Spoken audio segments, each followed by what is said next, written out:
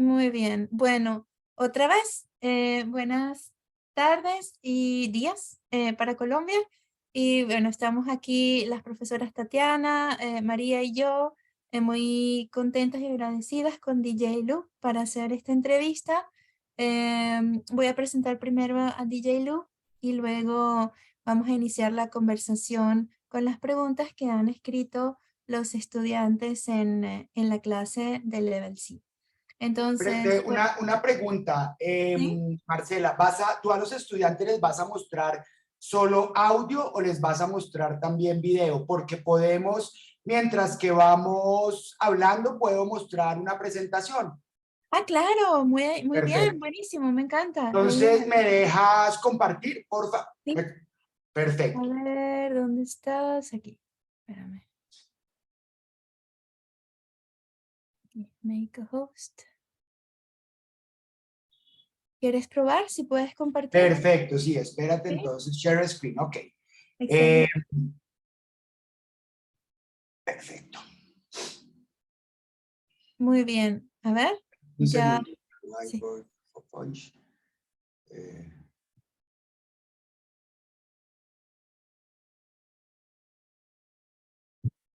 espérate un segundo, abro.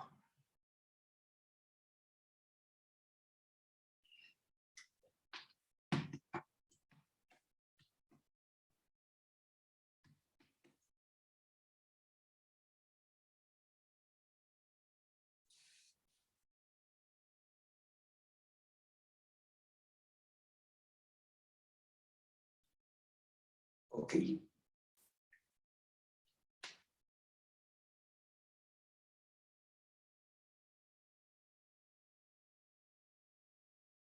Listo. Ok, ya la están viendo la pantalla Sí, donde dice DJ Lu juega siempre. Bueno, sí, muy bien. Listo. listo, Pues, perfecto. bueno. Entonces ahora te presento, DJ Lu es un artista nacido en Bogotá, Colombia, es arquitecto y artista desde el 2000, que desde el 2004 viene desarrollando diferentes propuestas de arte urbano, principalmente a través del uso de la técnica del stencil y ayudado por la implementación de otros métodos como stickers, stampings, afiches, pintura mural y accesorios. En su trabajo brinda homenaje a líderes comunitarios importantes y a la diversidad social colombiana. Visitó nuestra universidad el año pasado y podemos ver la huella de su visita en sus grafitis de Color Coast y en SML Behave Space en Level 2 que visitamos la semana pasada con algunos estudiantes. Bueno, DJ Lu, muchas gracias por aceptar venir a esta entrevista.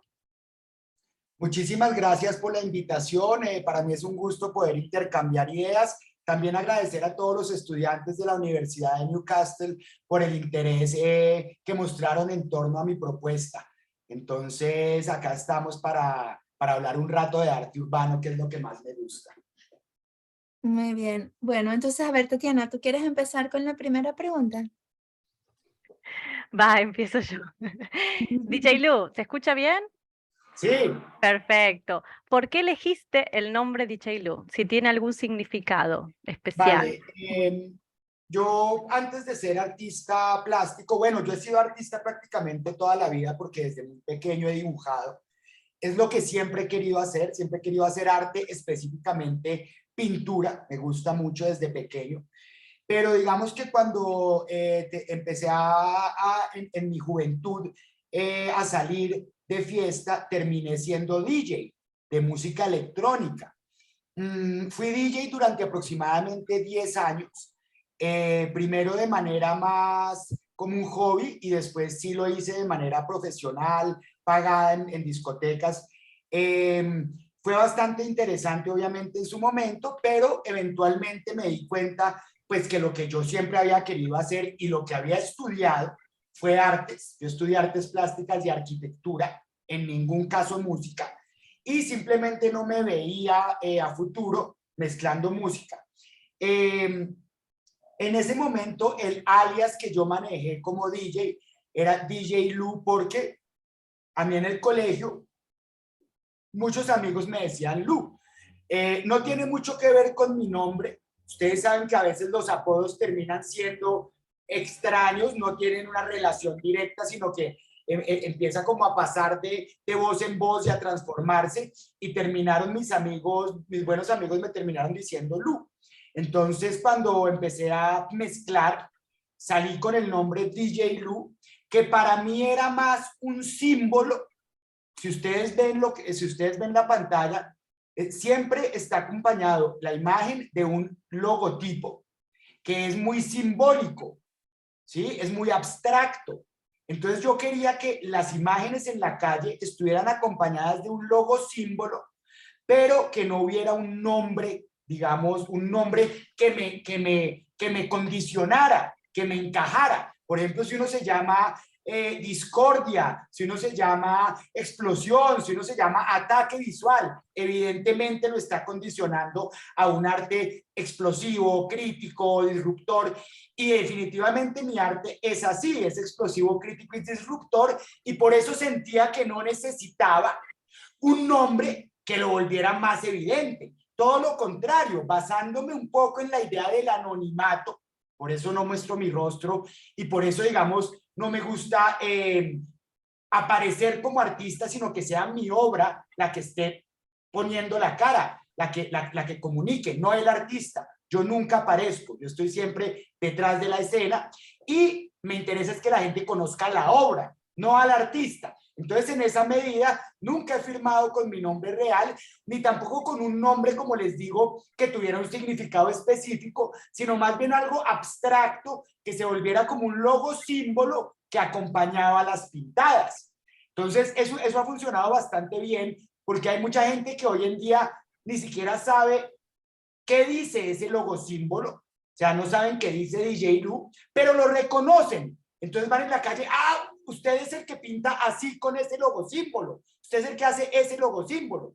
Y evidentemente el logo símbolo dentro de su geometría, pues es un juego geométrico bastante sencillo, en donde igual se involucran muchos aspectos del diseño, y que para mí resume una idea de mi intención como artista, que es la de menos es más. O sea, entre más conciso y más directo lo hagas, mejor, sin adornos, sin interferencia. Y por último, digamos que yo noté que cuando yo salí a hacer calle en el año 2004, como ven, este proyecto que se llama Los Pictogramas o Signs for a Better World o Señalética por un Mundo Mejor, yo me di cuenta que este proyecto involucraba el mismo gesto que el DJ, que era coger elementos ya relacionados, como una piña y una granada, como una copa de martini y un rifle, y mezclarlos. Entonces, en últimas, estaba haciendo lo mismo que como DJ. Estaba cogiendo elementos que ya había, que ya estaban producidos como dos canciones, y en el acto de mezclar, de remezclar, de colisionar, de homenajear, lo que estaba haciendo era generando un nuevo significado.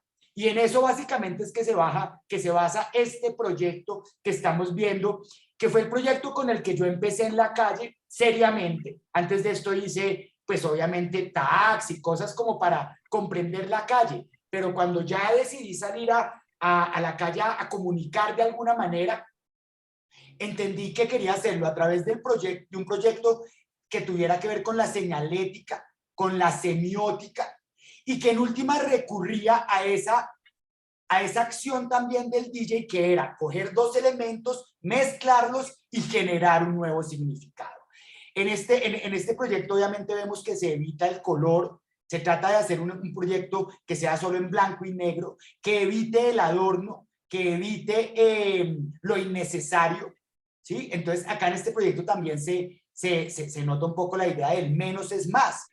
Todo lo que no sirva, quitémoslo. Todo lo que sobre, quitémoslo. Que en el arte a veces pasa todo lo contrario. El arte termina siendo muy adornado, muy de yo quiero darle mi estilo, entonces voy a ponerle más color y más cosas. Yo me fui hacia el otro lado. Yo dije, quiero hacerlo lo más sencillo posible, casi que evitar el estilo. No quiero estilo, de tal manera que esto lo pueda hacer eventualmente una máquina u otra persona cuando yo ya no esté, porque me interesa más el mensaje que el artista. Interesante, me encanta. Bien, a ver, voy a seguir con la siguiente pregunta entonces. ¿Cuántos años tenías cuando empezaste a crear arte callejero? Em, Les cuento un poco de mi historia como artista. Digamos que lo que ya les dije, toda la vida he pintado, bastante mal, pero he pintado, y sobre todo he tenido muchas ganas de ser artista. Yo sabía que eso era lo que quería de mi vida, y afortunadamente hoy en día pues se ha dado, que es de las cosas más maravillosas que uno puede esperar de la vida, poder hacer lo que uno quiere, ¿no? Y lo que ha soñado desde pequeño.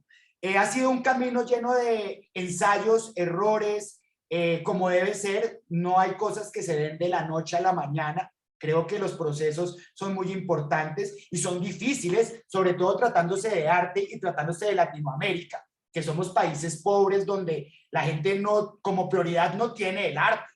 ¿Sí? No es que digan, hoy voy a comprar un cuadro, porque evidentemente necesitan el dinero para otras cosas. Entonces es un lugar donde no es fácil salir adelante como artista, pero yo creo que se necesita ser muy terco, muy obsesivo con lo que uno quiere. En ese sentido, desde pequeño quise hacer arte.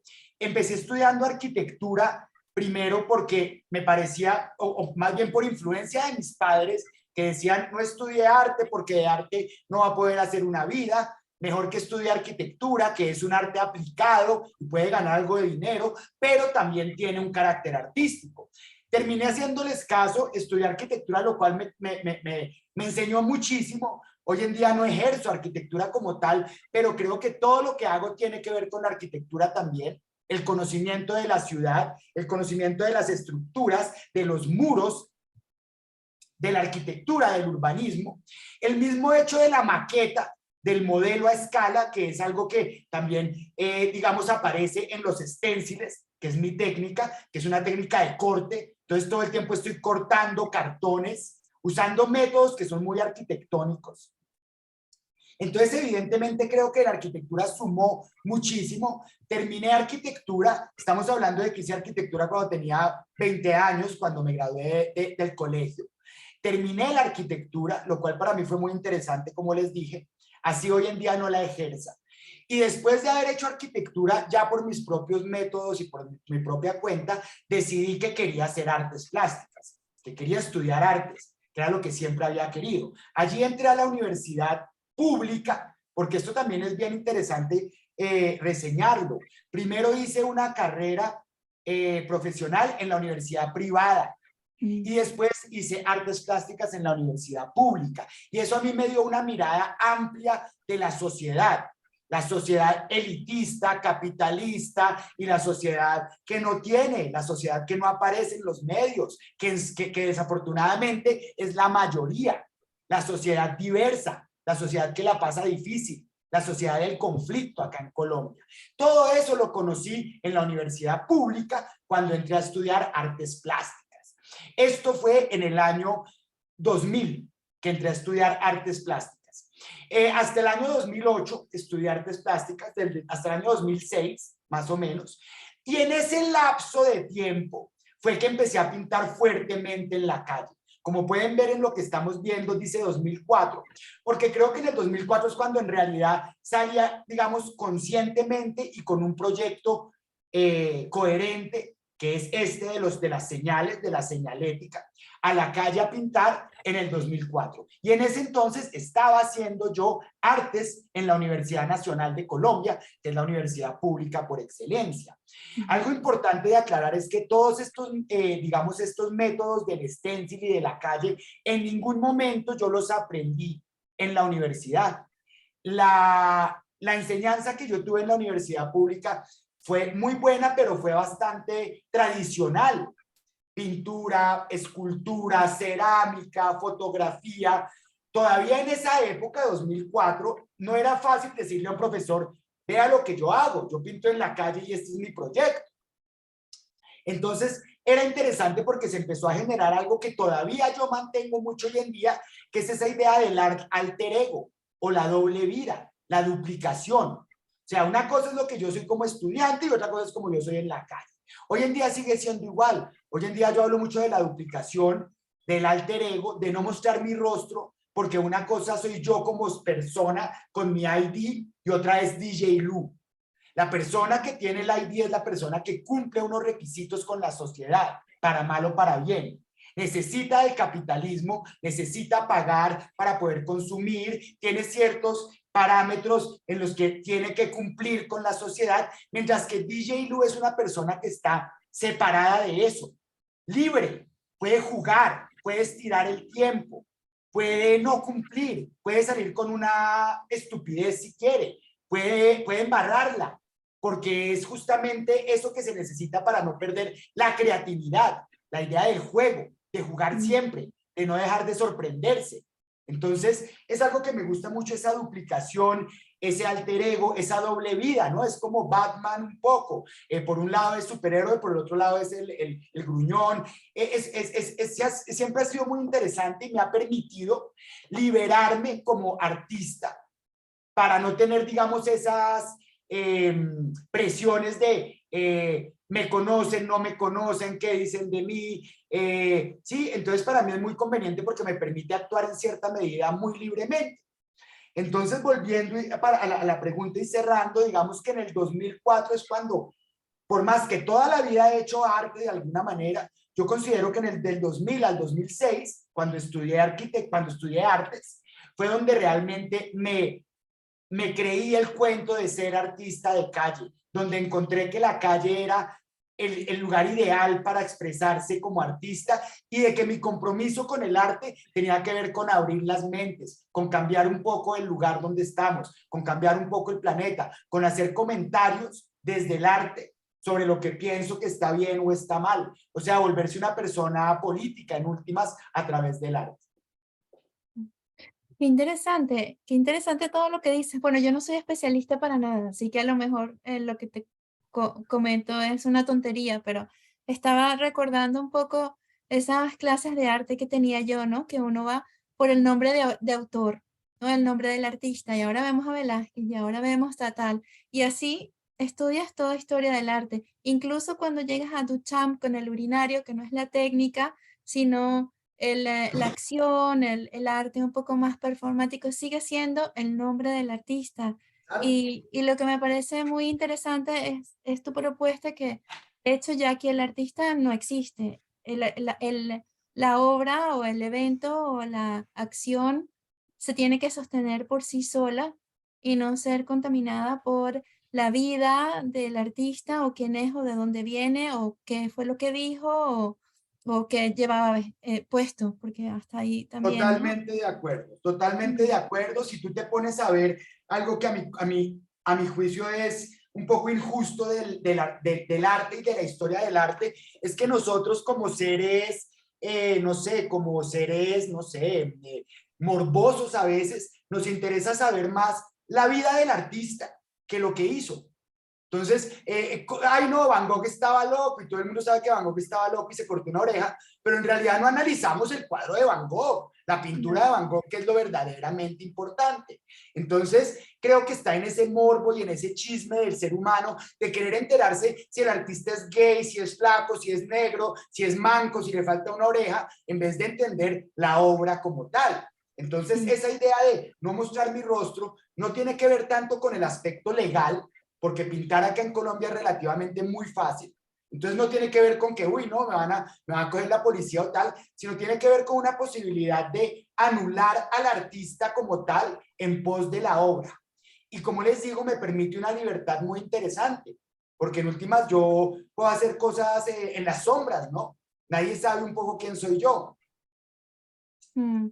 Y sí, y también me recuerda un poco a la idea ahora de el influencer, ¿no? De que el nombre además viene en esta generación, en esta última generación, viene también acompañado de lo que piensas, lo que dices en los medios sociales, ¿no? En las redes sociales. Y que ahora todos los artistas tienen el Twitter, donde van poniendo lo que piensan, ¿no? Y que realmente aquí ya no es lo que piensas, lo que dices, lo como artista, sino solo la obra, solo lo que está ahí, separado de todo lo demás, incluso de la discusión, ¿no? Que hay Total, alrededor de esto. Totalmente de acuerdo. Mm, Incluso en este proyecto a nivel gráfico también tiende a eso, como les decía, tiende a evitar la idea de estilo. o línea gráfica, que es algo muy del artista. Ah, no, esa es mi línea gráfica, ese es mi estilo. Yo no creo mucho en eso, creo que lo más importante, sobre todo en este proyecto que estamos viendo, es la idea, el mensaje. Y para yo entregar ese mensaje, tengo que tratar de evitar todo tipo de interferencia. Y una interferencia, evidentemente, podría ser que la gente lea la obra sabiendo cómo es el artista como tal. Entonces hay un condicionamiento. Ah, no, esta obra es definitivamente feminista porque la chica es feminista, la que la hace. Entonces eso me parece que no tiene mucho sentido y, como te digo, lo amarra uno, lo encasilla. Si yo el día de mañana quiero dejar de pintar esto y pintar flores, lo voy a poder hacer porque digamos que no saben quién soy yo, ¿me entiendes? Me permite cambiar, me permite actuar libremente, me permite explorar y me permite obviamente experimentar, que es algo muy importante en la carrera creativa de un artista, no quedarse siempre en el mismo lugar. Muy bien. Tatiana, tu turno. Voy. La tercera pregunta que tenemos, no sé si la he respondido ya, yo creo que no, porque como has estado hablando de que has empezado con los pictogramas cuando estabas estudiando, quizás es lo mismo, pero la pregunta es, ¿cuál fue el tema de tu primer graffiti? Si recuerdas. No, pues a ver, yo el primer graffiti que hice era un graffiti horrible de letras. Yo tenía como 14 años, o menos, como 12 años, y era un graffiti que traía el nombre de mi colegio. O sea, me da pena decirlo, porque primero que todo, no tenía absolutamente, o sea, yo por qué voy a andar, además de que les estoy pagando a los del colegio, que voy a andar haciéndoles un graffiti, ¿me entiendes? Pero tenía que ver también con esta idea de que el graffiti tiene un poder muy fuerte y el graffiti te representa a ti o representa a comunidades. Hoy en día yo lo hago, por ejemplo, para representar comunidades o situaciones, pero evidentemente en ese momento, a los 12 años, yo quería que el graffiti me representara a mí. O sea, estaba pensando en mí, en mi ego, tal. Entonces puse el nombre de mi colegio porque yo consideraba que mi colegio era lo máximo, entre otras era un colegio inglés. Entonces yo, pues, todo elitista, no, mi colegio es mejor que el de ustedes, voy a un colegio privado y es inglés. Entonces puse el nombre del colegio. Me da pena decirlo, pero es interesante. Después yo, como a los 16, hacía, digamos, graffiti sería muy, decirle graffiti sería demasiado generoso. Hacía garabatos en los caños de Bogotá, muy mal, muy mal hechos. Después, cuando ya tenía, después de que estudié arquitectura y empecé a estudiar artes, o sea, en el año 2000, estamos hablando, ya hace 20 años aproximadamente, empecé a pintar en la calle, ya digamos, ya sabiendo que quería hacer pintura en la calle, pero no hacía nada de este tipo, ponía frases, por ejemplo, ponía frases que tenían que ver con la liberación del cannabis, ponía frases que tenían antirreligiosas, por ejemplo, como Dios es negra, Dios es gay, ¿sí? Cosas de ese estilo que me parecían disruptoras, pero era más lo que llamo uno graffiti lírico o poético, o sea, graffiti escrito, no tenía que ver mucho con la imagen como tal. Y recuerdo, digamos que un punto importante ahí interesante, yo todavía tengo ese stencil, cuando ya empecé a hacer el stencil, que es la técnica del cartón cortado a mano, en mi caso, que puede uno reproducir una imagen, y la idea del stencil también es hacerlo muy sencillo, lo que les digo, muy punzante, muy sencillo, sin adornos. Cuando yo empecé a pensar en esta técnica, salí con un stencil que era un stencil de un toro, porque yo soy Tauro, entonces me gustaba representar toros, y estoy totalmente en contra de la tauromaquia. Entonces hacía toros y uno de ellos era como mi logo símbolo. Y ahí, en ese momento, en el 2004, 2002, adopté el nombre del DJ. Entonces creería que ahí estaría un poco mis primeras pintadas, mis primeras aproximaciones al arte de calle.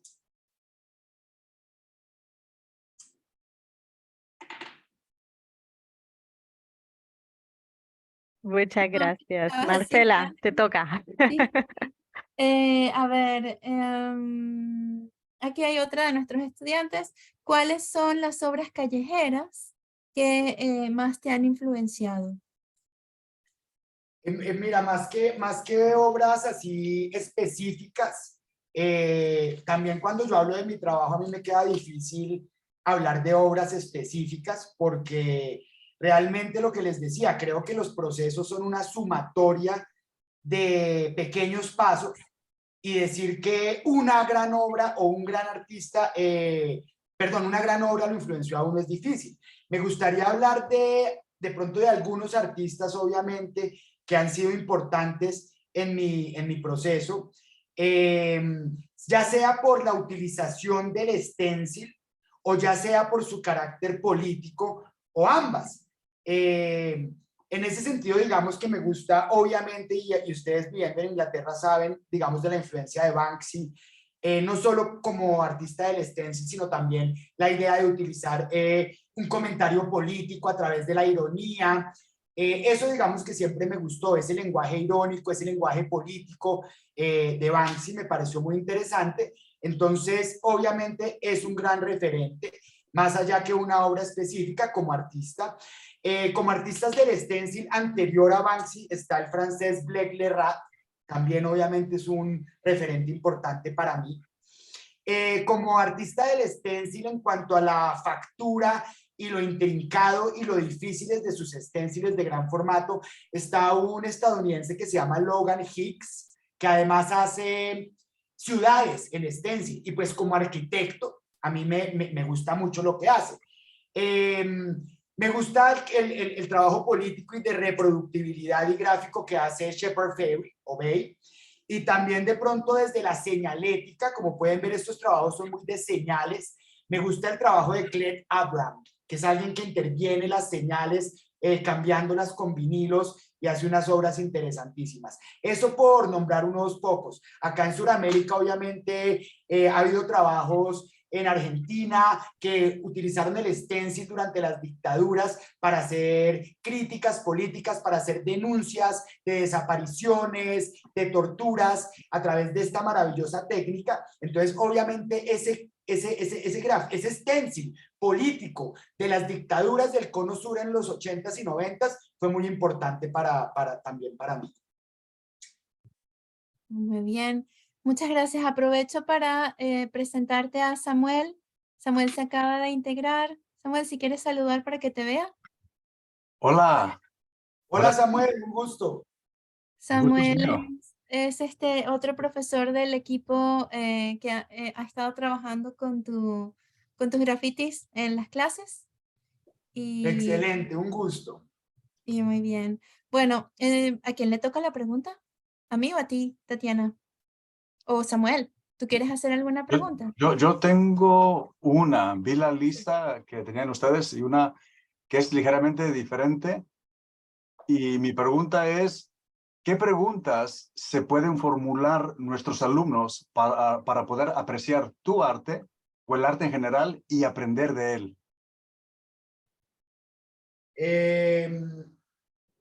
Bueno, no entiendo muy bien lo que me preguntas. ¿Me estás preguntando por una pregunta específica o por digamos, la parte más importante que yo considero de mi trabajo que deberían ellos como comprender, o lo que, digamos, lo que a mí más me interesa de mi trabajo, que la gente entienda de mi trabajo? Yo creería, como decía ahora antes de que llegaras, que para mí siempre lo más importante ha sido el mensaje, o sea, el fondo, lo que dice, y que a través del arte, de la imagen, porque también a veces llamarlo arte me parece ostentoso, ¿sí? Decir esto es arte, esto no lo es, no sé. Yo porque estudié arte, digamos que podría decir que hago arte, pero en realidad me parece ostentoso y me parece discriminatorio. Yo creo que es mejor decir la imagen, la gráfica que está en la calle.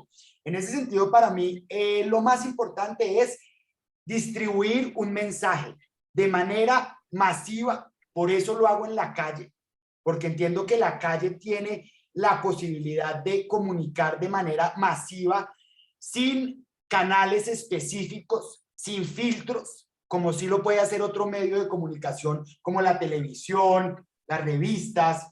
En este caso se está hablando para todo el mundo. Es un medio masivo, sin censura, sin color político o económico, está para todo el mundo disponible. Por eso obviamente me interesa hacerlo ahí en la calle, que sea para todos, que no tenga la idea, y eso también lo hablamos ahora un poco, que no tenga la idea de la finura del arte, de lo intocable, de que está en una galería, entonces es algo mágico, que te apabulla, que vale una cantidad de dinero, no te puedes acercar a él. Eso me parece ridículo. Y ya habíamos hablado un poco con las chicas sobre el arte tradicional, no solo tradicional, sino también un poco moderno, pues de hace un siglo, 50 años incluso. Es un arte que seguía un poco montado en esa idea del objeto artístico como algo sagrado, ¿sí? Que es algo que se rompe un poco con la idea de Walter Benjamin de la reproductibilidad. O sea, cuando ya tú reproduces un objeto, pierde su sacralidad. Para mí eso es maravilloso e importante. No creo en lo sacro y mucho menos que una pintura o un cuadro pueda ser sacro. Por eso me gusta dejarlos en la calle, porque en la calle ya son de todo el mundo y están susceptibles a que los dañen, se dañen, les pongan un cartel, les crezca un hongo en el ojo, llueva muy duro y pasen cosas, tumbaron el muro. Y eso es maravilloso, porque creo que el artista y el arte tradicional tienen esa maña de creer que el cuadro es sagrado o la escultura. Y ahí va también la idea de la usura sobre el objeto artístico. Una cosa que vale millones y millones y se subasta en Christie's por algo pues que no tiene sentido, con toda la pobreza y la hambruna que tenemos en este planeta. Eso no tiene sentido, ¿sí? Entonces, el arte que se deja alterar, el arte que muere, como lo hace el mismo ser humano, para mí es un arte mucho más real, ¿sí? Y no solo enseña a la gente, sino que enseña al artista a dejar ir, a entender que los procesos son procesos de decadencia y que las cosas tienen su final. No que no que mi cuadro va a sobrevivir por décadas y siglos, como puede suceder con una Mona Lisa o con un cuadro de Da Vinci. Entonces, es eso, es entender que la calle es lo más importante, que la vida y la decadencia están allí y que lo que queda no es ese cuadro, sino lo que la gente recibió de ese cuadro, el mensaje, lo que ellos se lleven. Eso es lo más importante. La comunicación, el mensaje. Lo que yo quiero es, de alguna manera, abrir la mente de alguien, poner una piedra en el camino para que se cuestionen algo. Como a mí me pasaba cuando era joven y descubría el arte de la calle. Me dejaba pensando. Para mí ese era el mejor arte. Que yo llegaba a la casa y decía, uy, eso que pusieron ahí estaba buenísimo, significa esto, lo otro, está criticando tal político, Me enganchaba a la realidad, me parecía inteligente y me hacía entender cosas y aprender. Siempre me ha gustado más eso que ver un mural bonito. Me parece muy bien que haya murales bonitos, pero un mural bonito, yo lo veo, me da un placer estético y a los 5 minutos ya no me acuerdo de él. O sea, no me cambia la vida, no me hace pensar. Obviamente respeto mucho el arte estético y me parece que tiene que estar y también es chévere la experiencia estética. Pero yo personalmente, y para responder ahí sí a tu pregunta, creo que lo principal, lo primordial es lo que los estudiantes y toda la gente que ve mi arte en la calle reciban de él. Que después de esta charla alguien diga miércoles, ¿quién es este tipo del que hablaba? ¿Quién es el señor Uribe? ¿Sí? ¿Quién es este abogado? Yo voy a investigar. Eso es aprender a través del arte. No solamente encontrarse con un cuadro bonito y ya, y caro. Interesante porque a nuestros estudiantes también les preocupaba un poco ese tema. De hecho, había varias preguntas sobre qué harías si vuelves a un lugar donde has pintado algo y ya ha desaparecido, o si pagas, si te pagan por pintar en la calle o tú financias tu propio trabajo, ¿no?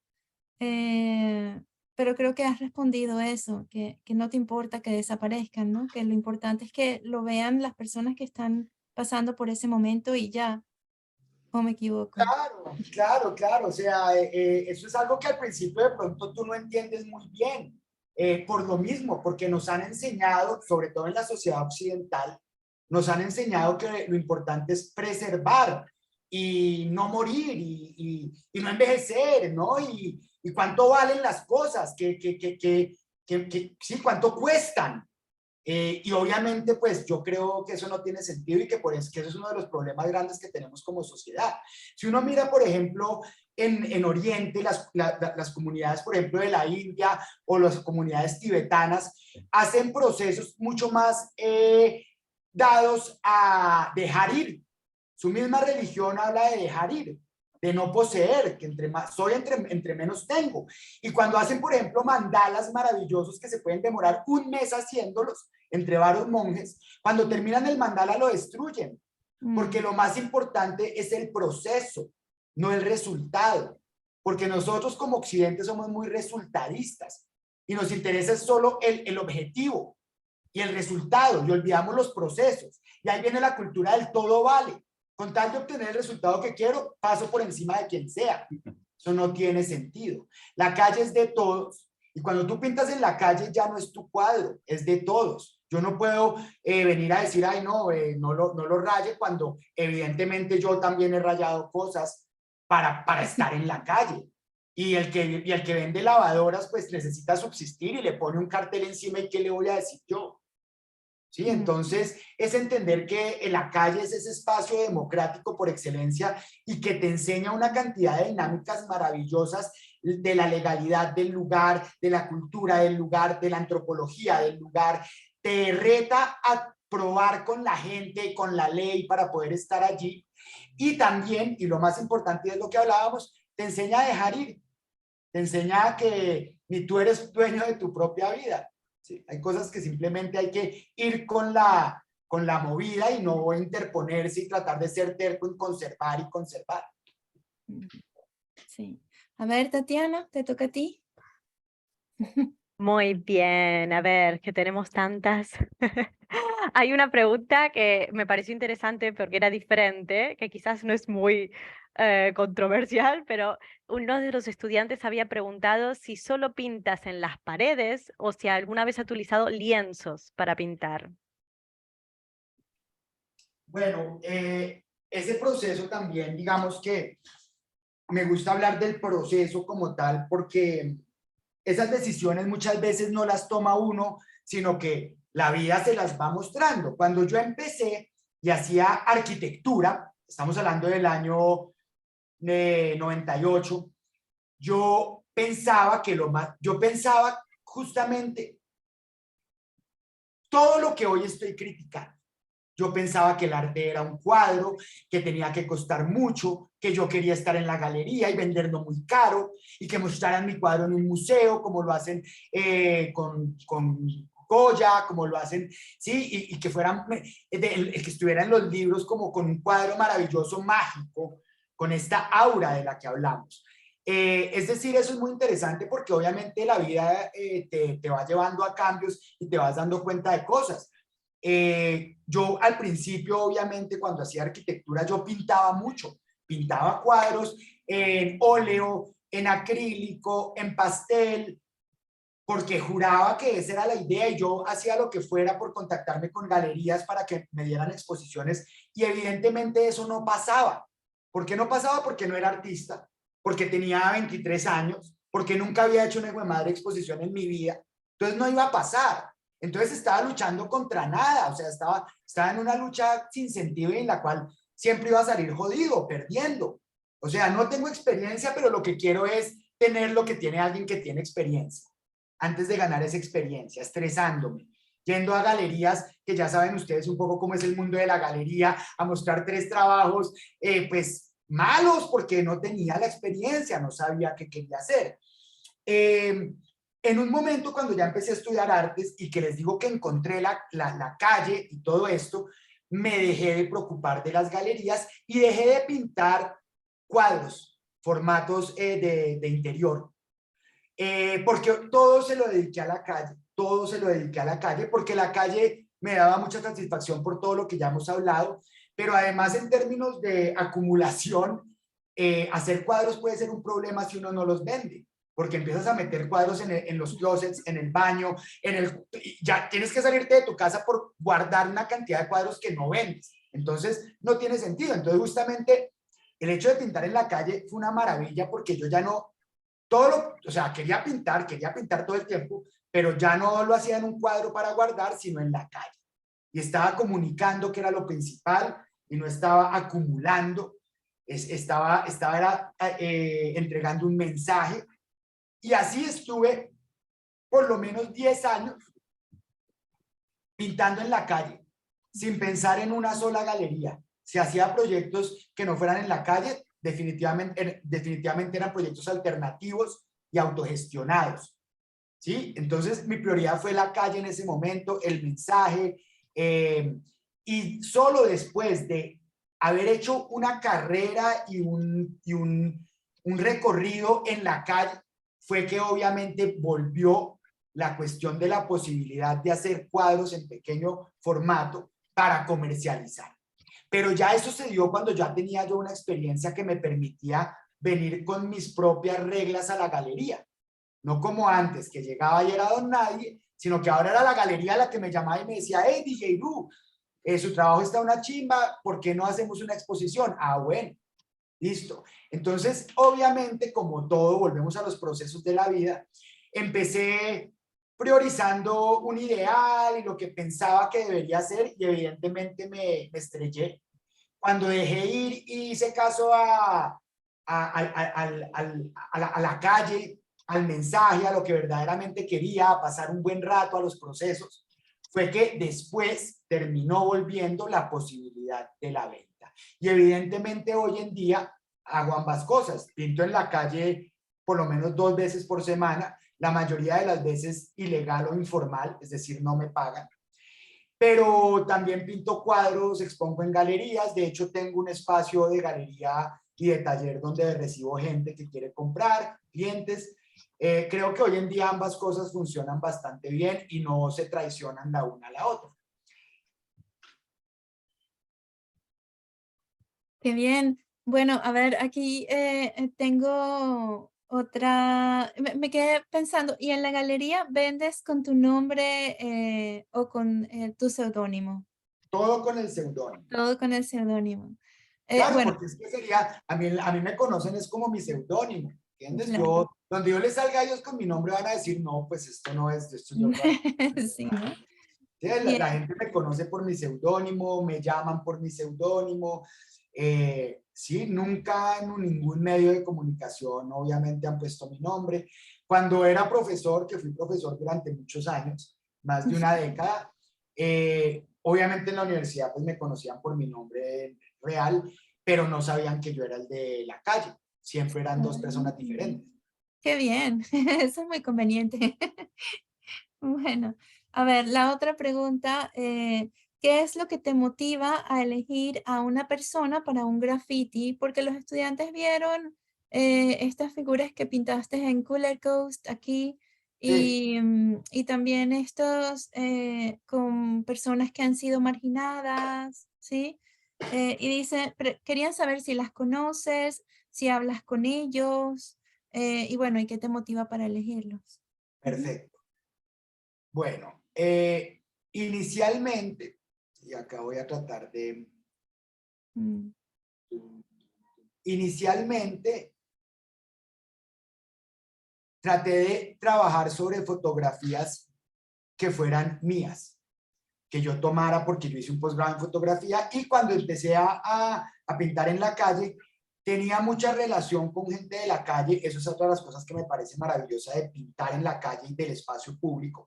Y trataba de fotografiar personas que conocía en la calle, personas que yo llamo héroes anónimos o personas que están por ahí en la calle cuidando carros, vendiendo dulces en una esquina y que hacen parte de la ciudad, de la diversidad, del espacio público, pero que en últimas pues no son las personas que aparecen normalmente en los medios de comunicación, ¿sí? Que son obviamente los importantes, los blancos, los católicos, ¿sí? Entonces, en primera instancia, era una visibilización de esa otredad y de gente que hacía activa participación en el espacio público como el artista de calle. Personajes como el loquito de la ciudad, que pide dinero, todas estas personas empecé a fotografiarlos y a hacer homenajes a ellos. En ese caso, claramente eran personas con las que yo interactué en algún momento y les conté el proyecto, ¿sí?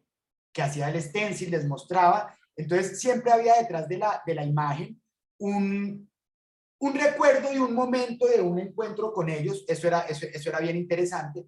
Pero en un momento el proyecto obviamente empezó a ampliarse, y con la situación política que nosotros vivimos acá en Colombia, me pareció pertinente empezar a hacer una mirada sobre líderes sociales, sobre gente que había sido abusada por el Estado, o sea, casos ya más nacionales. Y entonces en ese momento yo ya no podía acceder a la foto como tal, porque nunca había conocido a estas personas. Entonces, por ejemplo, este es el caso de estas dos diapositivas que estoy mostrando, que son dos personajes, Nicolás Guerrero y Lucas Villa, que fueron asesinados durante el paro nacional que se dio en el 2020 acá en Colombia, que duró casi 6 meses. Hubo muchas protestas y ellos fueron asesinados por, pues, en ninguno de los dos casos se sabe todavía quién, porque no se ha resuelto el crimen, pero evidentemente fue por manos paraestatales, o sea, por el Estado o por paramilitarismo. Entonces, me interesa hacer homenaje a eso, señalar al Estado, señalar a las víctimas de la policía, a las víctimas estatales, a líderes sociales o comunitarios que han perdido su vida trabajando por un mejor país, pero que evidentemente son gente que para los medios tradicionales no cuentan. Muchos de ellos también pertenecen, como les digo, a poblaciones que han sido invisibilizadas por años, por décadas, por siglos en Colombia. Los afroamericanos, las negritudes, Afrocolombia, por ejemplo, los indígenas, los campesinos, porque obviamente hemos sido un país que le ha dado prioridad al blanco, al colono, al católico. Entonces se invisibilizan otro tipo de creencias o religiones. Entonces se invisibiliza al pobre definitivamente. Entonces en esa medida yo lo que hice fue, entendiendo el poder que tiene la calle, yo dije, voy a generar un canal para esta gente. Empezó siendo el señor que recicla en la calle, lo que llamamos nosotros el reciclador, el indigente, que es como el que no vale, ¿no? Que es muy loco y muy terrible llamarlo así, pero es el que no vale, el invisible, el desechable, ¿sí? Empecé visibilizándolos a ellos. Después, líderes comunitarios. Después, gente que había sido abusada por el Estado, como Nicolás Guerrero o Lucas Villa, o Brian Niño y Elvis Vivas, que también fueron asesinados por la policía durante el paro nacional. Entonces, en este caso, evidentemente yo ya no podía conocerlos a ellos directamente, sino que por lo general a través de fotografías o que me enviaban los familiares o fotografías que conseguía en internet, lograba realizar el homenaje. Este es el mismo caso, esto es un proyecto, una serie que hice sobre una masacre policial que se dio acá en Bogotá el 9 de septiembre del 2020, en el cual murieron más de 13 personas a manos de la policía. Entonces, porque hubo unas protestas y la policía pues se salió de madres y empezó a dispararle a todo el mundo. Entonces, este es un homenaje que yo realizo en el cual a través de fotografías, ya sea que me envían los familiares de las víctimas o las fundaciones que trabajan con abuso policial, o a través de imágenes que he logrado encontrar en internet, trabajo estos medallones en homenaje a estas víctimas y también como un señalamiento directo a la institución policial por estos abusos. Muy bien, interesante. A ver, Samuel, ¿quieres hacer una pregunta? No, para mí la que tenía era la más importante. Muchas gracias por la oportunidad. Ujú. Bueno, ¿hago yo o tienes una, Tatiana? Sí, bueno, tengo. Me interesaría saber una pregunta que la tenemos nosotros al final, pero creo que a mí me ha pasado en varias clases que la habían preguntado. Es, DJ Lu, si alguna vez has tenido una experiencia violenta o negativa mientras estabas haciendo un graffiti de alguien que pasaba por la calle o algo así. Claro, evidentemente, como artista activo en la calle, yo pinto mucho en la calle, como les digo, casi 2 veces por semana. Y diferente tipo de acciones, algunas más legales, otras más ilegales, más vandálicas. Entonces, dentro de 20 años de pintar en la calle, evidentemente me han pasado muchas cosas fuertes, como peleas con los vecinos, como estar en estaciones de policía durante horas, incluso días. Una vez incluso estuve en la cárcel, pues, por pintar durante 3 días. He estado en estaciones de policía varias veces. Me ha cogido la policía decenas de veces, pero la mayoría de veces todo es dialogable. O sea, habla uno, explica. Creo que eso también es lo más importante. Ahora, eso dentro del ámbito de Colombia. Evidentemente, por ejemplo, si nos transportamos al Reino Unido, pues no es recomendable que hagan lo que yo hago, porque allá obviamente si los meten a la cárcel o les ponen unas multas altísimas, allá es otra cosa. Pero acá evidentemente como la ley es bastante favorable y hay muchos espacios donde se puede pintar, digamos, sin hacer daño a una propiedad. Asimismo, hay mucha gente que hoy en día percibe esta práctica como algo beneficioso, por lo menos en las grandes ciudades. Que entiende que el grafiti y el arte de calle son revitalizadores urbanos y que generan una cantidad de cultura y cosas buenas para el barrio, ¿no? Entonces, es más, esta práctica es tan grande que hoy en día todo el mundo pues conoce a alguien que haga esto. Tienen un familiar, un relativo, sí, alguien que pinte en la calle. Entonces se ha vuelto algo común, se ha desatanizado, ha salido de las sombras de esa idea de que el que pinta en la calle es un delincuente, es un vándal, ¿sí? En Colombia es otra cosa. Asimismo acá, por ejemplo, en Bogotá específicamente tenemos mucho apoyo del Estado. El Estado, la ciudad, el Ministerio de Cultura, el Instituto de Artes, otorgan premios, becas, sponsorships para los artistas de calle para hacer murales, en los cuales pueden entregar buen dinero. O sea, estamos hablando de 15.000 libras, 10.000 libras por hacer un muro. Entonces, hay apoyo del Estado. Obviamente tienes que tener la experiencia y saber cómo hacer para presentarte a esas convocatorias, pero es algo que aparece en los medios, que el Estado apoya, que la percepción ciudadana no tiene en la mala. Entonces, por lo general, te va a ir bien. Y con eso, digamos, le doy la vuelta a la arepa. Evidentemente me han cogido, evidentemente he estado en la cana, evidentemente he estado en la estación, tal. Pero la mayoría de veces, el 95% de las veces que uno tiene una interacción con alguien en la calle, es porque esas personas están felices de que uno pinte o lo aceptan. Incluso le traen un café, ¿sí? Entonces, pues lo mismo, nada compensa, ¿sí? Esos pequeños puntos malos dentro de las experiencias de pintar en la calle no opacan todo lo bueno que genera. La interacción con la gente, el comentario, lo que les digo, hay gente que le da a uno dinero en la calle. Es como, tenga dinero porque ustedes se están poniendo para su pintura, esto está quedando muy bonito, tal. Sí, es genial.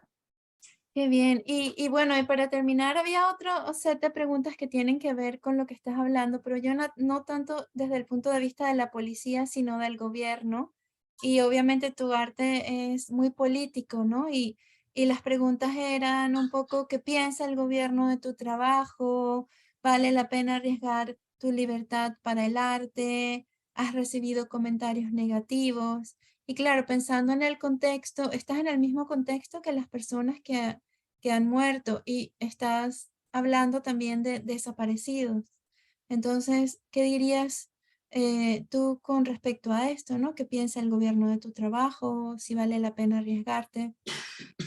Pues, a ver, yo creo que dentro de los caminos que he ido tomando, que ha ido tomando mi trabajo, evidentemente han ido llegando a lugares mucho más comprometidos desde el ámbito político, mucho más punzantes.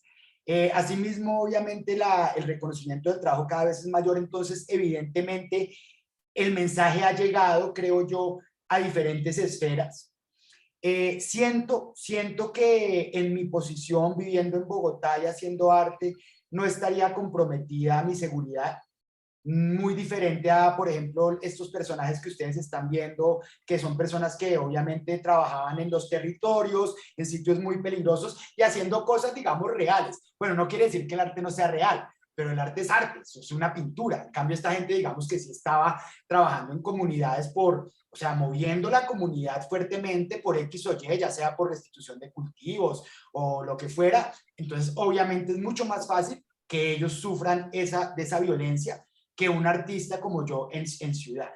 Eso no quiere decir que no haya yo obviamente recibido censuras o pues discusiones, digamos, o digamos que yo no las llamaría amenazas, porque son más bien como gente irracional que le escribe a uno pendejadas, ¿no? Como un radical político que simplemente no está de acuerdo, entonces escribe pendejadas, pero evidentemente esas personas, pues como son tan radicales, digamos que esa crítica es muy superflua, no llega a nada y sabe uno que no es para preocuparse. Eso digamos que me puede suceder por Twitter o por Instagram, que me escriban madreándome, o sea, sí, pero eso no, para mí no tiene mucho sentido porque la misma construcción del madrazo se nota que no es relevante, no es de asustarse. He recibido censuras de parte de algunos grupos de extrema derecha, no solo yo, sino varios de los que pintamos acá en Bogotá con carácter político.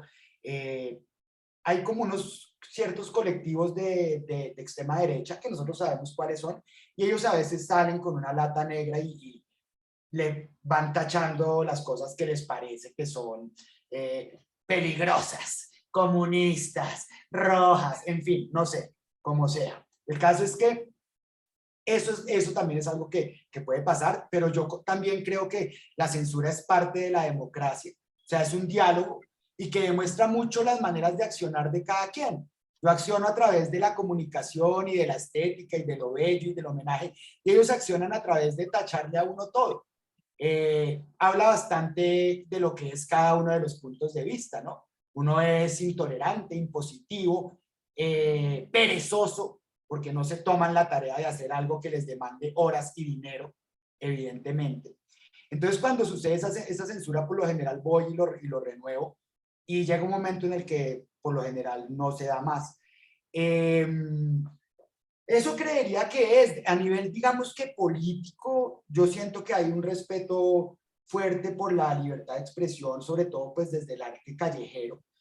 Acá en Colombia tenemos muchos periodistas amenazados y asesinados, pero vuelvo a lo mismo, es que hacer periodismo es mucho más, compromete mucho más y tiene en últimas más influencia que lo que puede ser el arte callejero, o por lo menos eso cree la gente, afortunadamente. Entonces eso también es lo que es muy interesante del arte de calle. De pronto yo estoy comunicando igual de fuerte, pero es por debajo de cuerda, es silente, no es tan notorio. Es cambiar mentes, pero desde abajo, o sea, suavecito, no saliendo en los medios ni moviendo la comunidad como pasa con esta gente. Entonces, en ese sentido, creo que he sido pues beneficiado en la medida en la que mi trabajo es subterráneo y no genera ese tipo de censura radical o de amenazas, que sería obviamente pues la embarrada, sería horrible. Muy bien, bueno, si tienen alguna pregunta, las personas que están de invitados, les queda alguna duda, quieren hacer algún comentario, porque ya estamos cercanos a terminar. O Tatiana, Samuel, María. Hola, ¿qué tal? Tengo una pregunta. ¿Cómo fue que pintaste el cuadro de cabezas en la Argentina? Bueno, un gusto, un gusto. Me alegra que conozcas ese trabajo específicamente. Sí. En octubre del año pasado, tuve la oportunidad de ir a Argentina a hacer unas pintadas y unas charlas. Cuando viajo trato de hacer eso, como de sacar el mayor provecho, un poco como pasó cuando estuve allá en Newcastle, como tratar de juntar gente que pueda decir, vea, yo lo invito a un taller, y en esa dinámica. Tengo un amigo en Mar del Plata que es artista de calle, que se llama Javier Almirón, que vive acá en Colombia, en Bogotá durante muchos años, y me contacté con él para hacer unos eventos allá en Mar del Plata, y uno de esos fue la posibilidad de pintar esa reja, en la cual puse a José Luis Cabezas porque pues dentro de la idea que hemos venido hablando hoy de que mi arte hoy en día está supremamente comprometido con aspectos coyunturales, políticos, específicos de cada región, cada vez que viajo trato también un poco de mostrar o de enterarme de lo que sucede en ese país y de mostrar algo específico.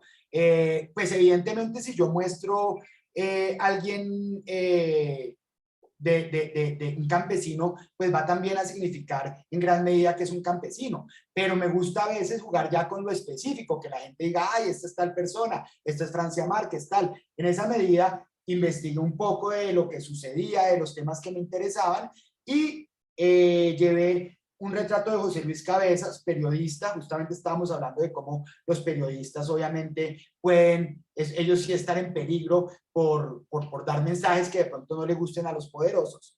Y también quise visibilizar, por ejemplo, a Rosa Grillo, que es una indígena que sobrevivió a una masacre, la masacre de Napalpí, que se dio al principio del siglo XX, en la cual murieron más de 400 indígenas en el Chaco. Entonces ella es una sobreviviente, hoy en día tiene como 106 años. Me interesaba también hacer un retrato de ella por lo que representa, como les digo, las culturas ancestrales. También hice un retrato de otros dos indígenas sobrevivientes de la masacre de Pilagá.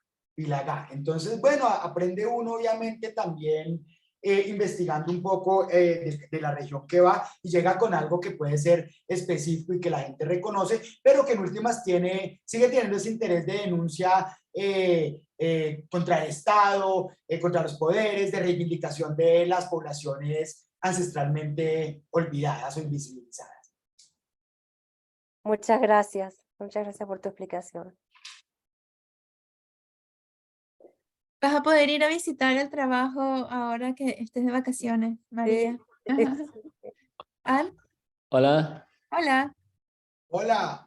hola, ¿es posible de preguntar, de pedir una pregunta? Claro.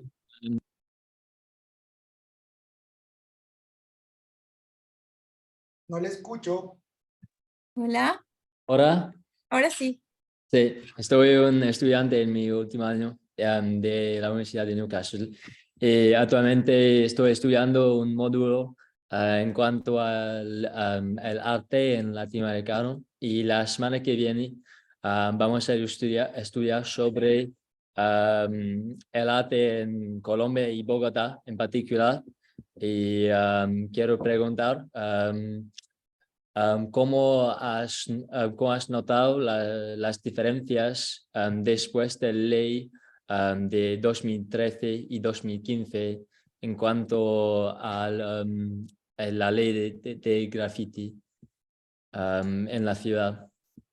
Bueno, muchas gracias por tu interés. Es muy claro tu español y lo que preguntas es muy importante porque es algo de lo cual hemos hablado tácitamente, pero no hemos nombrado un hecho específico que cambió la historia del graffiti y del arte urbano acá en Bogotá en dos, que fue la muerte de Diego Felipe Becerra Trípido. Sí. Trípido era un pelado, un joven de 16 años, ¿sí? Su nombre es Diego Felipe Becerra, firmaba como Trípido en las calles, pintaba un gato Félix de Cat, y él fue asesinado por un policía, básicamente por la espalda, a quemarropa, a 2 metros de distancia, porque estaba pintando en la calle, en un puente en el norte de Bogotá, y al ver que la policía llegó, Diego Felipe salió corriendo, el policía se fue detrás y lo mató.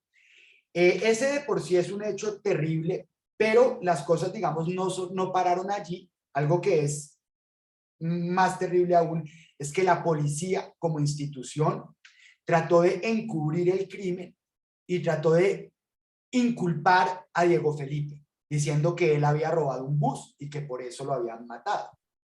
Obviamente, la gente que conocía a Diego Felipe sabía que era imposible que él estuviera robando un bus, que no era más que un niño. Ese acto, que hoy en día, digamos, ya tiene una resolución a nivel legal, generó en Colombia la necesidad de discutir y reglamentar la práctica del arte de calle en Bogotá. Porque antes de eso, el que pintaba no había ley al respecto. Entonces, el que pintaba en la calle se exponía a que pudiera suceder cualquier cosa, desde que le dispare el policía, que el policía abuse, que no le diga nada. El dueño, por ejemplo, de la casa donde le pintaron, tampoco sabía cómo reaccionar ante esa acción porque no había una ley que lo estipulara. Entonces, como tú muy bien lo dices, en el momento en el que pasa lo de Diego Felipe, el gobierno se cuestiona la necesidad de hacer una investigación y un decreto, un marco legal que reglamente esa acción de pintar en la calle. Eso, como dices, fue en el 2013 y se generó el decreto que reglamenta el grafiti o la acción de pintar en la calle hoy en día en Bogotá. Que obviamente pues no lo podrían buscar, tiene una cantidad de aspectos legales que no vale la pena tratar, pero que en últimas sí protege un poco al artista de calle en contra de los posibles abusos que pueda haber por parte de la policía. Entonces, ese decreto que salió a raíz de la muerte de Trípido definitivamente no solo cambió los aspectos legales de la práctica, sino que también a nivel de visibilizar la práctica, de volverla algo que la gente conocía, pues fue algo beneficioso. Porque antes del 2012, con lo de Trípido, el que pintaba en la calle, ya lo hablamos un poco hoy, era alguien vandálico, ilegal, gamín, terrible, ¿sí? Pero después de que sucedió esto empezó a salir en los medios de comunicación tradicionales y la gente empezó a darse cuenta de que era algo que existía, que pasaba y que mucha gente lo estaba haciendo. Entonces, que era mejor investigar al respecto, entenderlo, que hacerse a un lado y dejar de verlo y dejarlo en el ámbito de lo ilegal. Entonces, sí fue muy importante la acción de la muerte de Trípido, que tuvo como consecuencia el decreto.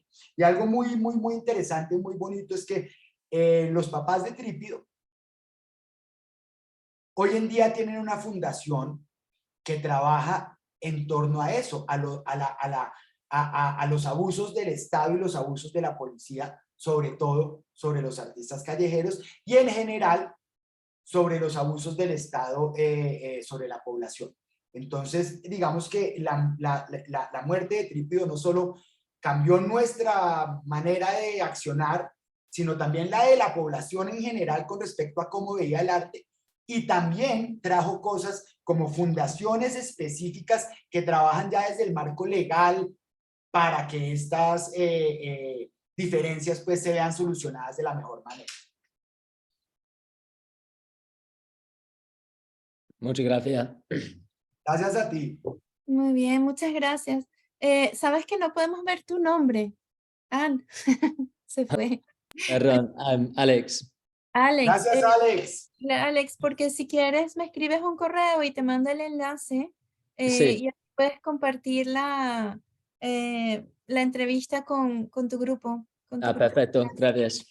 Sí, bueno, ya hemos pasado la hora, DJ Lu, y la verdad es que muchísimas gracias por esta entrevista. Como sabes, la hemos grabado y la vamos a compartir con nuestros estudiantes que te habían escrito más de 30 preguntas. Pero bueno, hemos ido haciendo un poco un resumen y poniéndolas todas juntas. Además, algunas las respondiste mientras ibas hablando. Así que, bueno, Tatiana, voy a cerrar. ¿Quieres decir algo o ya está? No, Chad, muchas gracias. Muchas gracias por tu tiempo. Sí, No, gracias a ustedes. Gracias por el Gracias. interés y en bueno. la obra. Genial. Si vuelves por Newcastle, contáctanos y bueno, estaría lindo igual que visitaras y que a los estudiantes también en la clase, avísanos si tienes algún proyecto para venir, por favor. Muchas gracias, Marcela, por este contacto y a todas y todos los que estuvieron conectados y los que vean este video. Igual también reitero la invitación para que vengan a Bogotá y conozcan toda la diversidad que hay en las calles cultural culturalmente hablando y a nivel de los muros. Ujú. Pues sí, estamos haciendo muchas movidas con María para mandar estudiantes a Colombia. Así Ujú. que no te extrañe que lleguen a tu estudio, ¿verdad, María? Genial, bienvenidos. Bueno, muchas gracias entonces. Voy a parar la grabación. Vale.